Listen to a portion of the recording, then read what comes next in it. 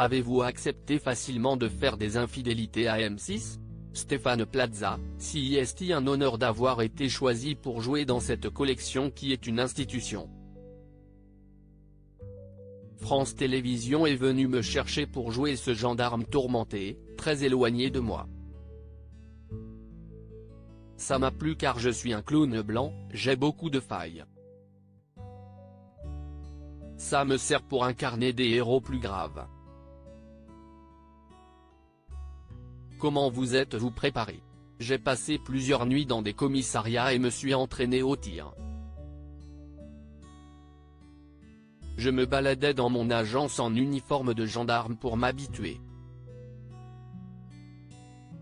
Ensuite, je suis parti un mois à Figeac, sans téléphone, sans m'occuper de mes affaires d'immobilier. Je voulais rester concentré et ne penser à rien d'autre. Vous vous surnommez l'homme le plus maladroit de France. Ça s'est traduit comment sur le tournage ? Il y avait une inquiétude énorme quand je conduisais. Heureusement, il n'y a pas eu de casse. Par contre, j'ai perdu mes clés. Mais j'ai été relativement studieux, sage. Je me laissais guider par le réalisateur et les autres comédiens. Vous qui souffrez de dyspraxie et de dyslexie, comment travaillez-vous vos textes ? La difficulté, si est quand on découvre le texte. On confond les lettres, on bute sur les sons. Le fait de jouer au théâtre m'aide beaucoup. Je ne profite pour dire aux personnes qui en souffrent, comme moi, qu'on peut arriver dans la vie en étant différent. Il faut croire en ses rêves. Justement, comment se passe l'aventure Un couple magique, la pièce de Laurent Ruquier avec Valérie Mérès au Bouffe parisien ? Très bien. On joue jusqu'au 17 juillet et après la tournée, on reviendra à Paris en mars 2023. J'incarne un magicien. Il a fallu que j'apprenne à faire des tours.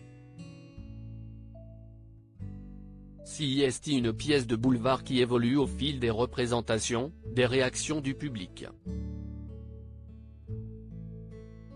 D'ailleurs, j'invite les Belges et les Suisses qui viennent voir le spectacle à Paris à trinquer avec moi dans ma loge. Que préparez-vous pour M6 ? Tout changer ou déménager, un nouveau concept qui devrait bientôt arriver en prime. Avec l'agent immobilier Antoine Blandin et l'architecte d'intérieur Sophie Ferjani, on fait face à des familles qui hésitent entre la décoration complète et le déménagement. En Monsieur Loyal, je les aide à prendre la bonne décision. Et puis il y a un autre projet qui me tient à cœur. Si est une émission intergénérationnelle où je pars avec mon père, qui a 90 ans. On filme notre quotidien, nos échanges. La première a été tournée en Martinique et c'était très tendre.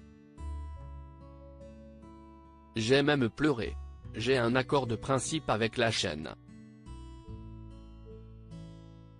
Comment s'est passé le tournage du Recherche appartement ou maison avec 2 candidats de l'amour et dans le pré, prochainement à l'antenne. Je saurai maintenant que quand Karine Le Marchand m'appelle, il faut que j'y réfléchisse à 2 fois avant de répondre. Rire, mais évidemment, je ne peux rien lui refuser, et Hervé et Stéphanie sont des personnes attachantes. Je me suis fait des cheveux blancs quand même, leur demande était difficile. Vous avez récemment évoqué votre orientation sexuelle dans le JDD. Pourquoi ? Ça fait 15 ans qu'on me pose la question. J'ai voulu clarifier les choses. Je vais à la Gay Pride, je suis pour le mariage pour tous, mais je reste hétérosexuel. Après, va-t-on me croire, si est une autre histoire.